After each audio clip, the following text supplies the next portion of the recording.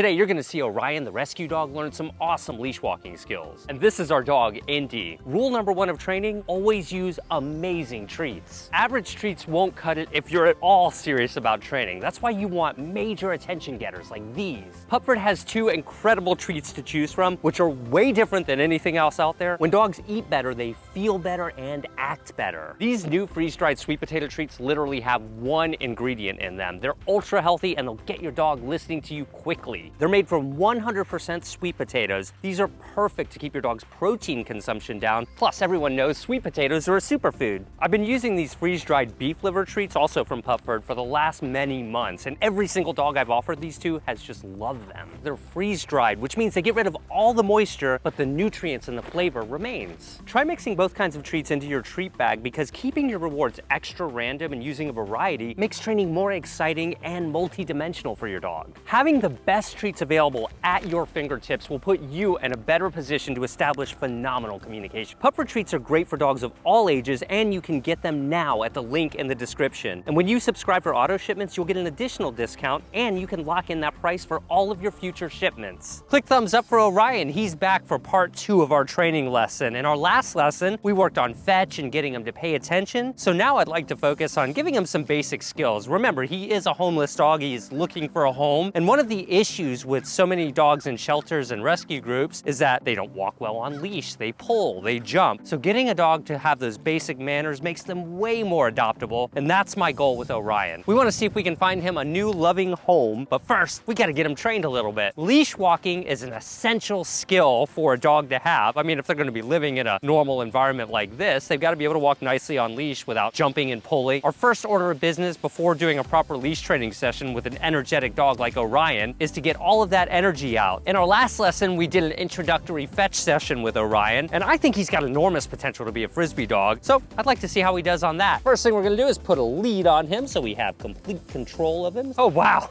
I love this. Look how he's immediately getting into the Frisbee by playing tug with it. That's usually half the battle because it's a hard substance. Like a rope toy is something that dogs prefer to play tug with as a general rule, but if you can get a dog playing tug with a Frisbee this quickly, that's a good sign. We worked on let go last time a little bit, so he's still a little rough. Now when he lets go, I'm gonna roll it like that to encourage him to chase it. Look at him, he picked up the Frisbee and brought it back. Oh man, that's awesome. Look how he's trying to play keep away. This is why you have your dog on lead. Let go. I'm gonna let him know by letting go. He'll get what he wants. There you go, come on, good boy. And the reason I'm rolling it like that is to encourage him to go for the rim. You see how he's losing interest periodically in the Frisbee? I'm gonna reignite his interest by playing tug. There you go, and you see, just by doing that, he got a lot more interested. I'll tell you what, let's see what happens if we throw it. I'm just gonna hover it.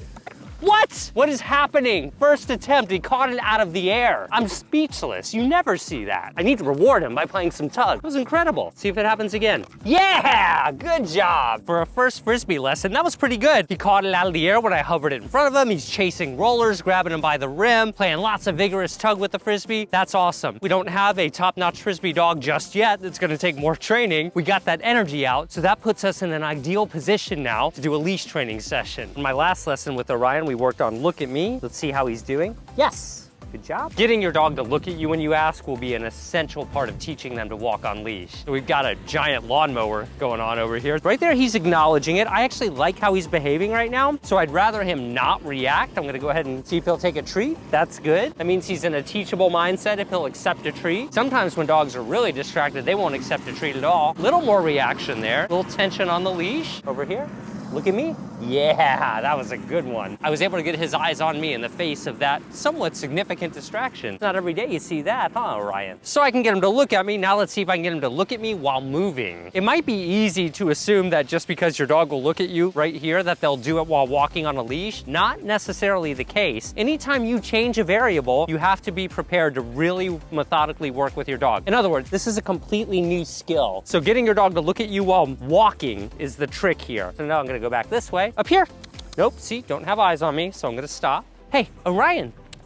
Yes, good. Right there was a perfect example. I got his eyes on me while he was in motion. Notice I kind of have to hunch down a little bit to really get on his level. You might notice this is looking pretty easy right now, and it is. And I think the reason is that we've put in the prerequisite work here. We've exercised him, and we've taught him how to do a basic look at me when we hold a treat up. So we're in good shape. Hey, look who's back, the lawnmower guy, only now he's even closer. So I like to see if I can get a look at me in the face of any distraction. Right here, look at me.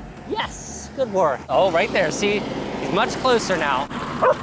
But did you see how when that lawnmower got really close to us, he wouldn't take the treat at all? And then as the lawnmower retreated, he was like, okay, I'll pay attention to you. That illustrates the point that the closer your dog is to a distraction, the less likely they are to listen to you in the face of that distraction. So remember, when you're in those situations, especially with a dog new to training and you can't get their attention, protocol is to create distance, get away from that distraction if possible. In this case, the lawnmower got away from us. By training in public like this, you just never know what distractions you're going to get. So let's resume our lesson. So come on over here.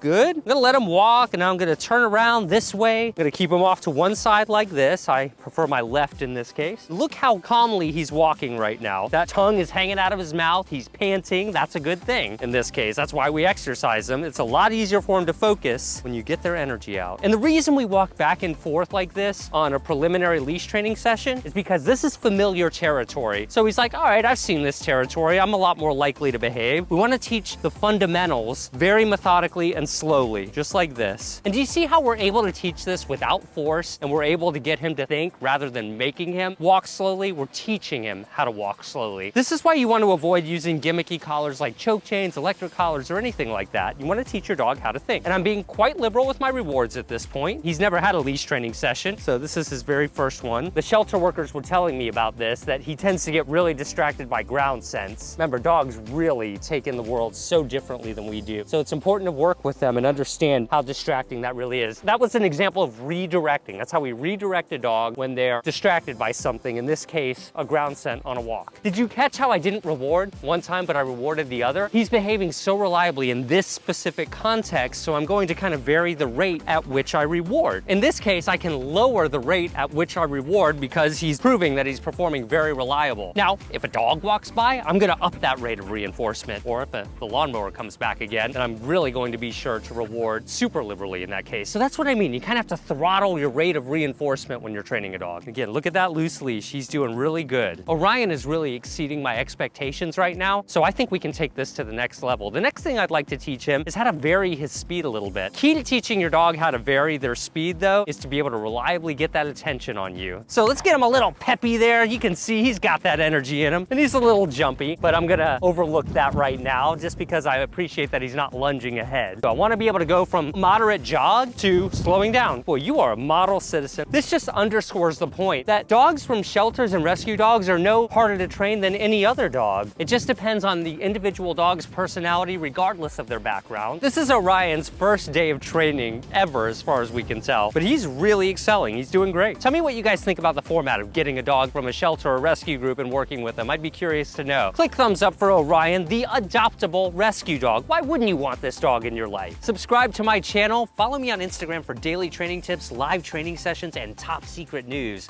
Get my brand new book, Guide to a Well-Behaved Dog. Support us on Patreon as well. The support from our patrons helps us make more and better videos. All of those links are gonna be in the description below. Oh, hey, Orion, you did so great. I'm so proud of you.